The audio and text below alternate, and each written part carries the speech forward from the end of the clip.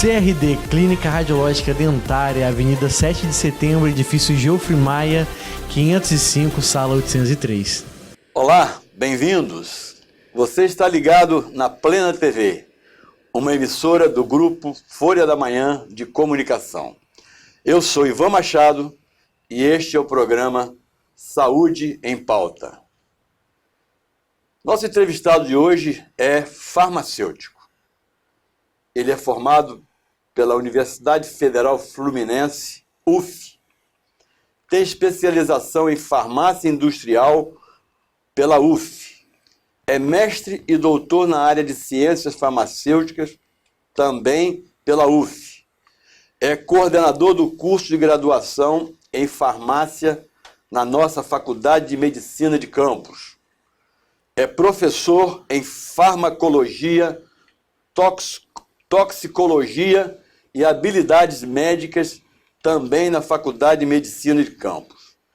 Ele é o doutor Carlos Eduardo Faria Ferreira e vai falar sobre a profissão de farmacêutico e suas atribuições. Olá, doutor Carlos. Muito prazer recebê-lo no nosso programa. Agradeço por aceitar o nosso convite. Quer dirigir uma palavra ao nosso telespectador? Sim, com certeza, Ivan.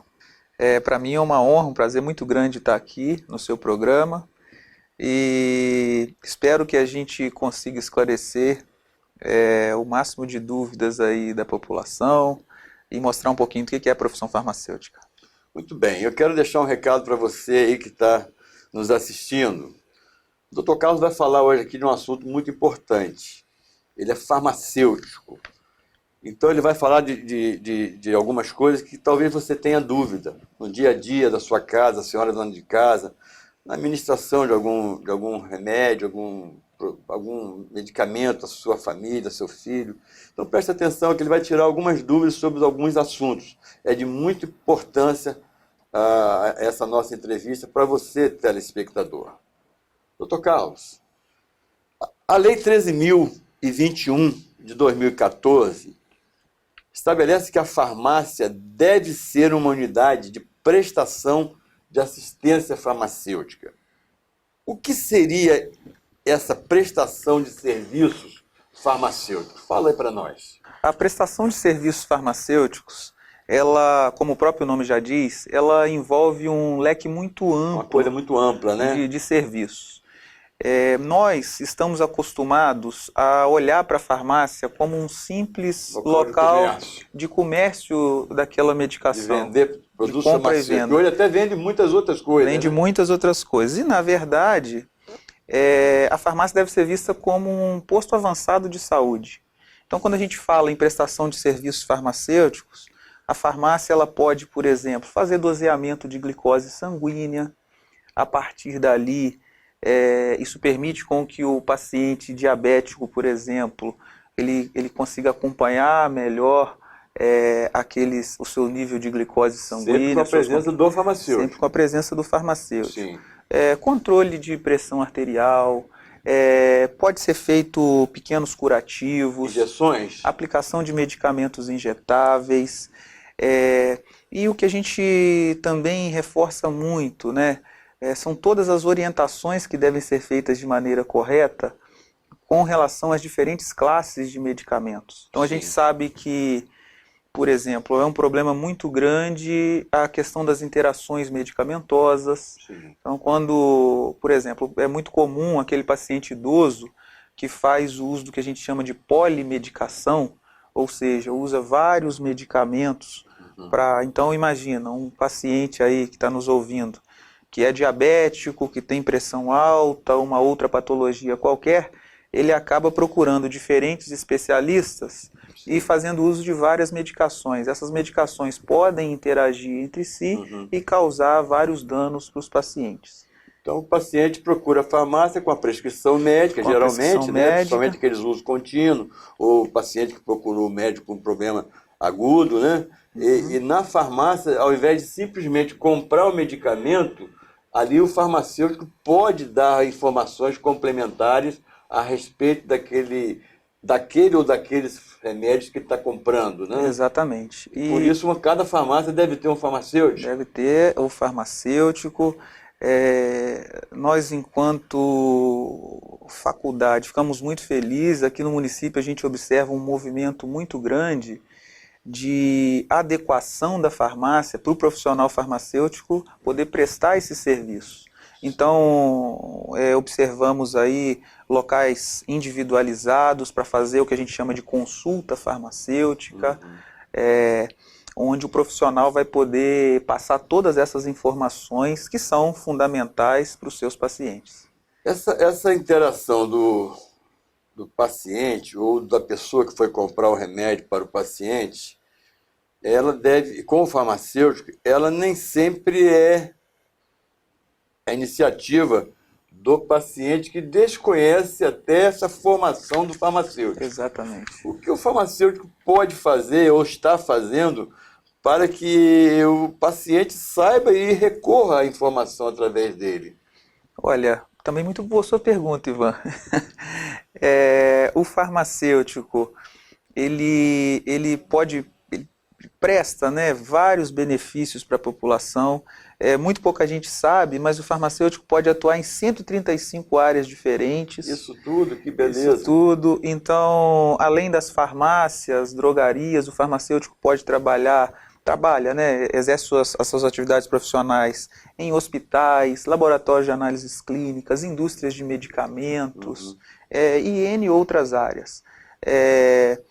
90% atua em farmácias e drogarias, e conforme a gente já mencionou, a presença desse profissional é fundamental para garantir, como mais uma ferramenta de garantia para a promoção da saúde da população. A gente sabe da importância do farmacêutico, até ali na bula vem escrito, né? Farmacêutico responsável. Quando o produto sai lá da indústria, né? Lá do laboratório que fabricou aquele medicamento, tem que ter um aval de um farmacêutico ali, né? Porque eu, por exemplo... Você tem falou, a formação, né? A especialização em farmácia industrial.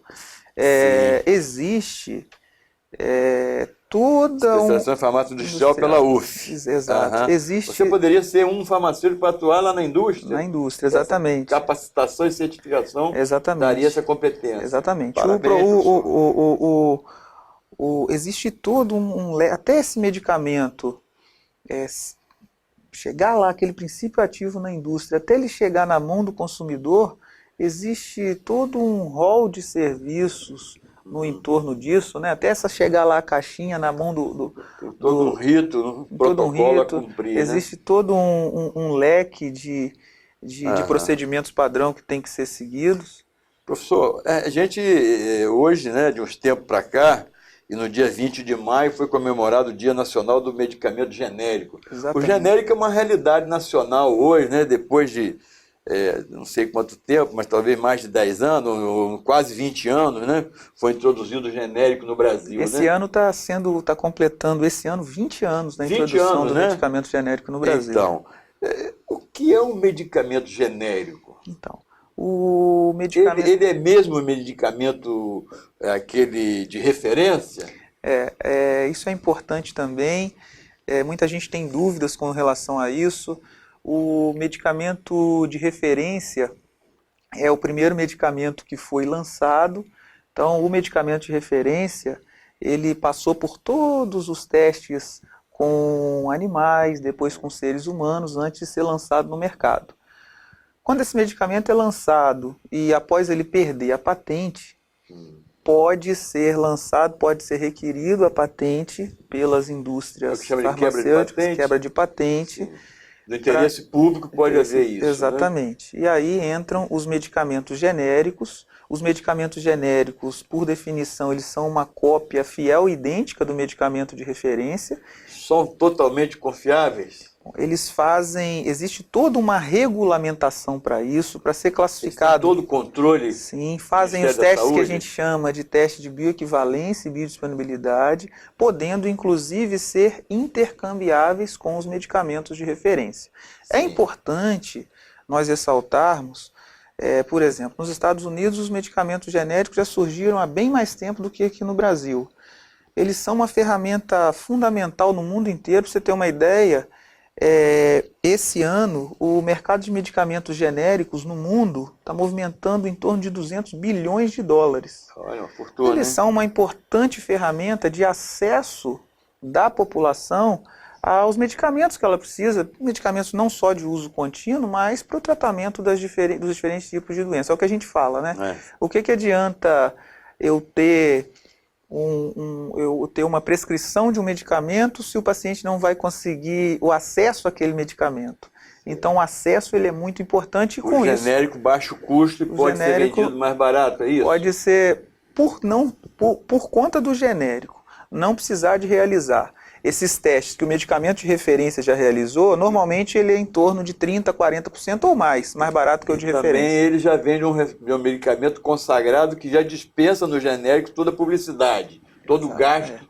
Importante mencionar, né? Exatamente, o medicamento genérico, ele tem que vir, né, com a tarjazinha amarela, aquele G do medicamento genérico. Ele não vem na sua embalagem o nome fantasia, diferentemente do medicamento de referência e do medicamento similar. Vem do princípio ativo. Vem só o nome do princípio ativo, diferentemente do medicamento de referência e do medicamento similar, que também existe no Brasil, que também vem com o nome fantasia. A diferença de genérico para similar?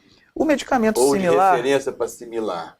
O medicamento similar... Muita gente chega na farmácia, o farmacêutico vai comprar o remédio e fala assim: você tem esse remédio aí, esse medicamento aí? Ele fala assim: eu tenho similar, que é geralmente mais barato do que o outro. Mas qual a diferença? Do que o de referência, exatamente. Isso também acontece. O medicamento similar, todo mundo observa quando chegar numa farmácia, ele também tem o nome fantasia, vem com o nome fantasia. Ele também é uma alternativa aos medicamentos similares. Eles surgiram no Brasil na época dos governos militares como uma alternativa de se fornecer à população, de possibilitar medicações também, medicamentos a um preço mais acessível também para a população.